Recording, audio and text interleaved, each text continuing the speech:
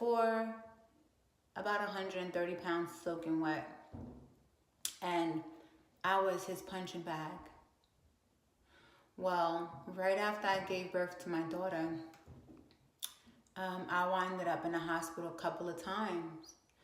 And on the final time that I winded up in the hospital from him beating me up, I was holding my daughter and they came and they removed her from me. They told me that I was unfit because I couldn't protect myself from him. How could I protect her? And I was busted up, bloody lip. And I was 19 at that time. I was 19. And here I am in the hospital. They're taking my daughter because I'm beaten, I'm battered up.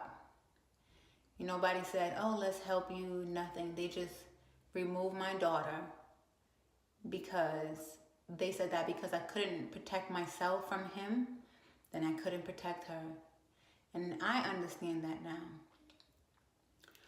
So when they removed my daughter from me, now I had nothing really to live for. I was so broken. It was such a dark spot, and I was homeless. So now I'm like, what the hell am I gonna do? I have to get her back. I didn't have no money. My family was just done with me because, they had their own issues, and I was not an easy kid growing up.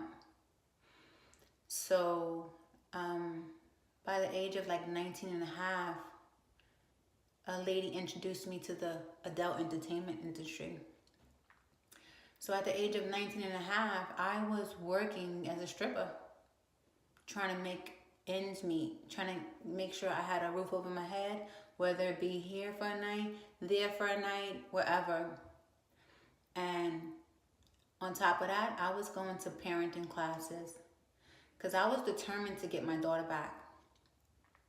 So I'm going to parenting classes, I'm passing, I'm visiting my daughter, I'm watching her bond with the woman that had her as a foster child. And it was like 5 sessions before I was going to basically start having weekend visits with her. Now, how the hell am I gonna have a weekend visit with a baby that I don't even have a place to live? How am I gonna have a weekend visit with a baby that was beautiful? She had a head full of hair. She had a wicked smile. She just looked just like me. And there was no way that I was gonna be selfish and take her out of a place where she was being raised right. What I'm gonna do, take her into the streets with me? A lot of people were like, how could you do it? It's the hardest thing to do, is to love someone more than you love yourself, enough to give them what they deserved. So I spoke with her foster mother, and I said, hey, I have a question to ask you. And she said, sure, go ahead.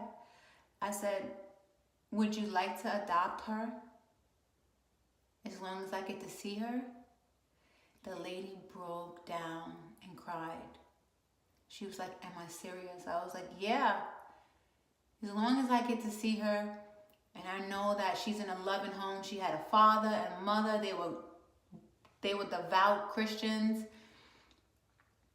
And she promised me that I would be allowed to be in my daughter's life. And so I made the hardest decision that a mom can make, and I gave up my rights. My rights weren't taken. I gave them up because I knew that that little girl deserved more than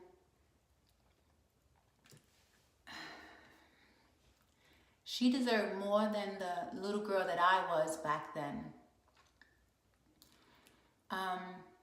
And throughout the years, I stayed in contact with her. I tried my best to be as best as I could be because I was broken.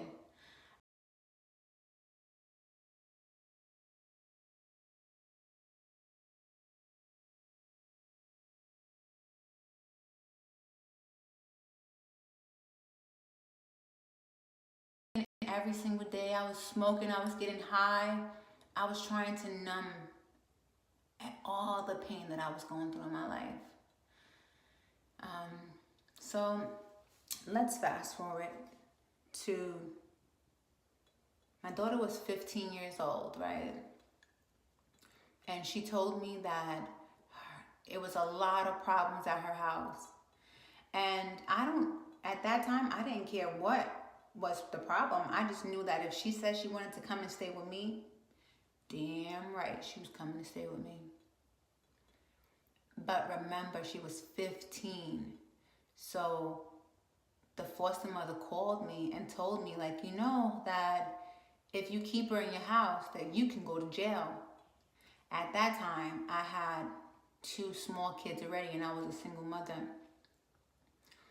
But I enjoyed her, my daughter, for those couple of weeks. She stayed with me. We went to church. I took pictures of her. I mean, it felt so good just to have my kids with me. Like, I thought I never would have that.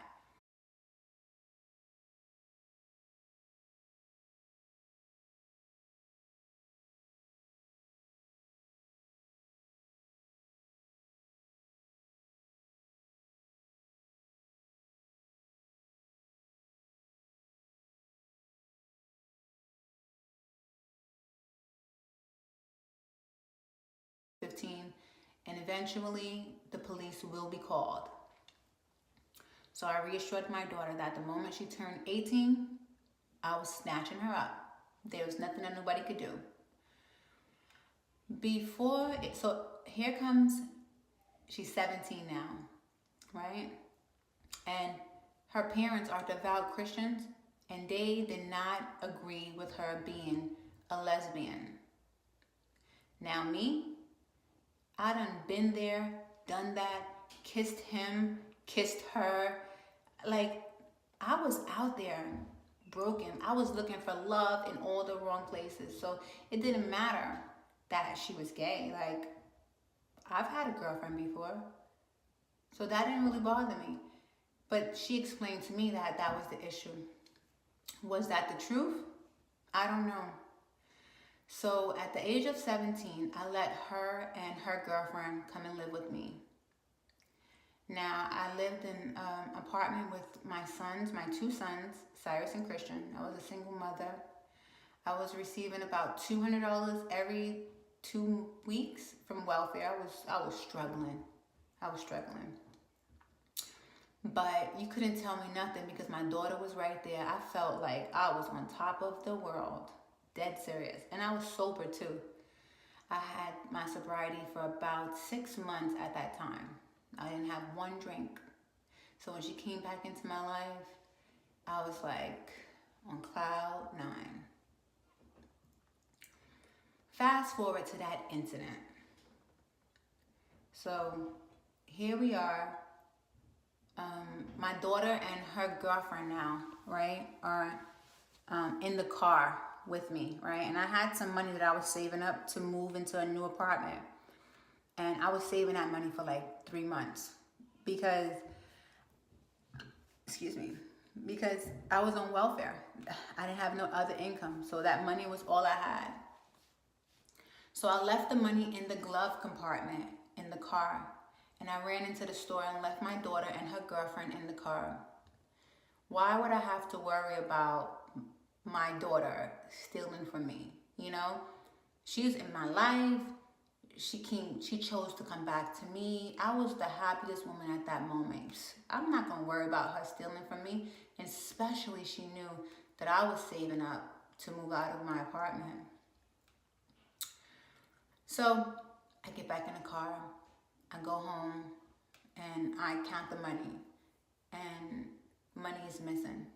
You know, maybe it was like $100 missing.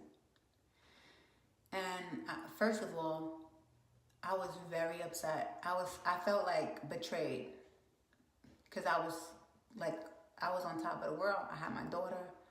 I felt like I was being super mom right there. I felt like she wouldn't steal from me, you know, especially that I was struggling. So I asked her, I said, Ashley, why did you take my money? Why? And she's just like staring at me, right? So I'm like, well, why did you take my money? Like, I let you in here, I let your girlfriend here. You know I'm struggling. And she's like standing over me. Now, let me just give you the heads up. I'm 5'4". My daughter's about 5'9". At that time, I was about 120 pounds because I was stressed out. And she was about 180 pounds. She's always been thick boned.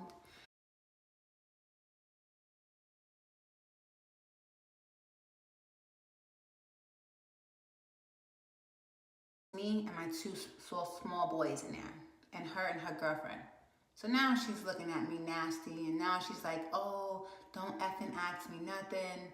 Like, it was like a light switch. She just like flipped out. Now, I remind you, I never raised this girl, so I don't know what she's capable of. I know she's bigger than me, and I don't know what she's capable of, and it was two of them, and it was just me. So she's like, oh, you dumb B, you F you, I didn't need to be here anyway. I was like, so where's my money at? Oh, F that. She gave me the money. The girlfriend was like, don't put me in it. Like, the girlfriend was kind of embarrassed. And the girlfriend was telling Ashley, like, yo, chill out. So I had to basically defend myself. I had to get I don't know what it was. Like, I think it was an iron and my German Shepherd. And I had to have my Shepherd stand next to me as I kicked her out of the house. Because I didn't know what she was going to do. Even the girlfriend was like, chill to my daughter. I was like taken aback because I felt like she came into my life. I was lucky. I was blessed.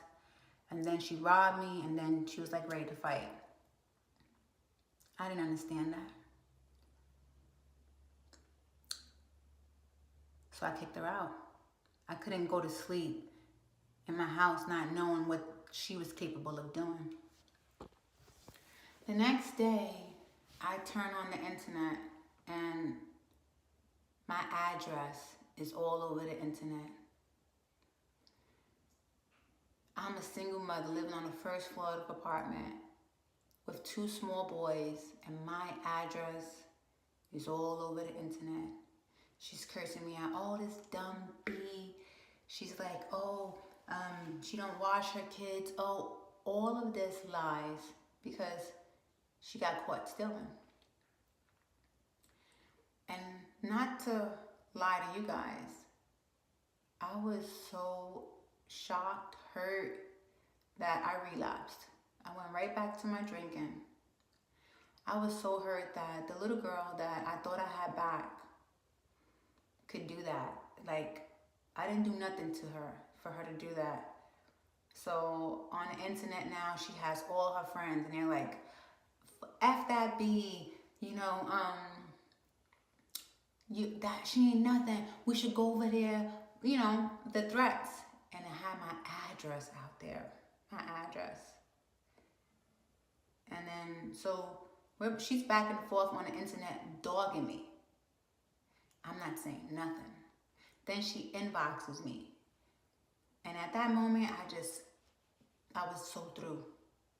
And as she's telling me, that's why you suck a dick, that's why you are this, that's why you that, I said everything mean that I can to back to her. Because I was hurt. I was hurt that I took her in. I loved her. I was excited. She robbed me. Then she blasted me on social media, and then she revealed where I lived. And mind you, I had an order of protection against my son's father for beating me up. So when you put my address, you basically put my kids at risk. I was furious. I was so mad because I was so hurt and I was so scared because I didn't know who was going to come to my house now. I didn't know who was going to come to my house. I didn't know what door that was going to be opened.